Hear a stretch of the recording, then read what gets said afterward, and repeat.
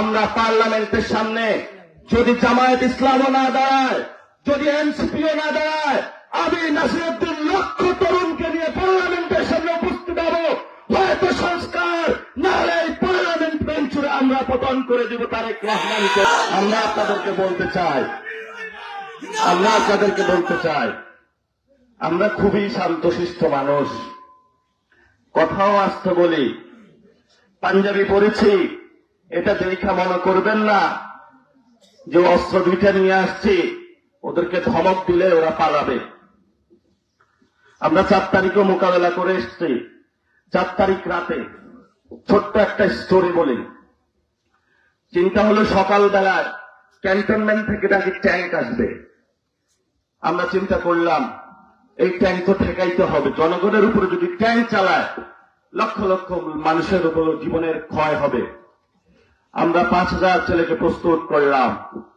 ওই জানবাদ ছেলেরা সেই দিন বলেছিল শেখ হাসিনার কোন ট্যাঙ্ক আমাদেরকে পরিণত করতে পারবে না, জীবন দেব তবে শেখ হাসিনাকে বাংলাদেশ থেকে পালাতে বাধ্য করবে। ওই 5000 রক্তের উপরে দাঁড়িয়েই কিন্তু সেই দিন শেখ হাসিনা ভারতে পালিয়েছিল। ওই 5000 মানুষের যাদের রক্ত আগে শরীরে আছে, তৎকালীন সময়ে আমরা 5000 ছিলাম।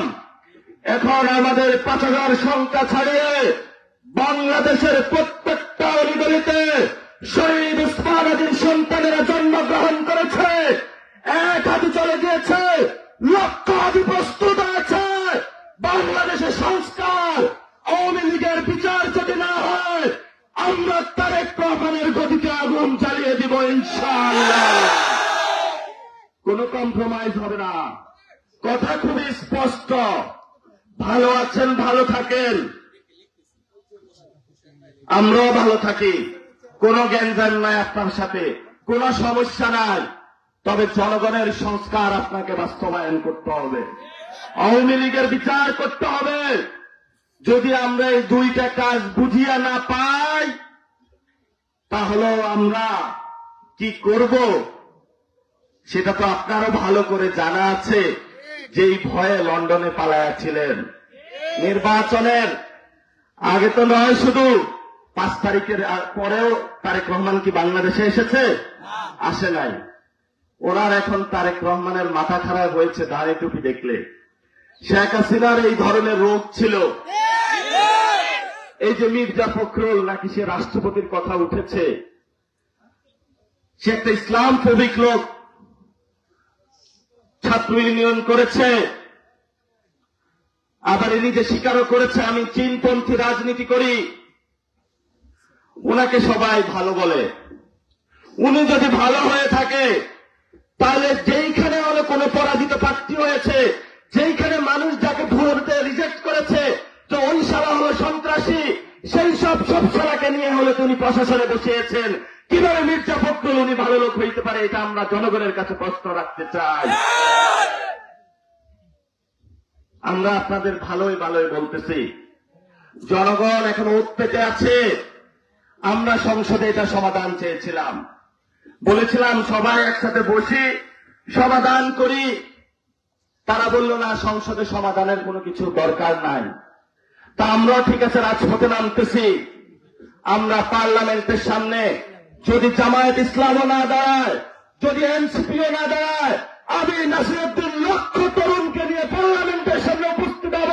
হয়তো সংস্কার না হলে এই পার্লামেন্ট ভেঙে আমরা পতন করে দিব তারেক রহমানকে। দেখি ওই দিন কার সাহস আছে। হয়তো আমাদের ওই দিন মৃত্যু হবে, না হলে আমরা যেই দিন সংসদের সামনে যাব সেই দিনে বাংলাদেশে সংস্কার এবং বিচার বাস্তবায়ন হবে, না হলে তারেক রহমান বাংলাদেশে থাকবে না। এই প্রতিশ্রুতি নিয়ে আপনারা সবাই ঘরে ঘরে দুর্গ গড়ে তোলেন। যখন এই ট্রাক আসবে, ট্রাক, রিক্সা, ভ্যান, বাস, যেভাবেই হোক আপনারা ঢাকায় সবাই উপস্থিত হবেন। আপনার ভাইয়ের বিচারের জন্য সবাই হাত তুলে আজকে শপথ করি, আমরা আমাদের ভাইয়ের বিচার ছাড়ব না। আমরা শহীদ উসমান হাদি ভাইয়ের হত্যাকাণ্ডের বিচার না দেখা পর্যন্ত আমাদের কোনো আজাদির ঘুম নাই। আমরা বাংলাদেশে সংস্কার বাস্তবায়ন পর্যন্ত আমাদের কোনো রেস্ট নাই। সবাই প্রস্তুত আছেন?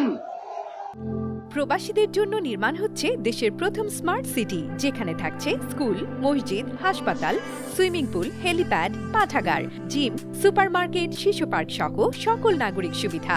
মাত্র 30 লাখ টাকা বিনিয়োগে মিলছে আকর্ষণীয় ফ্ল্যাট। প্লাটিনাম ইনভেস্টরদের জন্য ঢাকা বিমানবন্দরে ভিআইপি প্রোটোকল সুবিধা। বিস্তারিত জানতে যোগাযোগ করুন স্ক্রিনে দেয়া হোয়াটসঅ্যাপ অথবা ইমো নাম্বারে।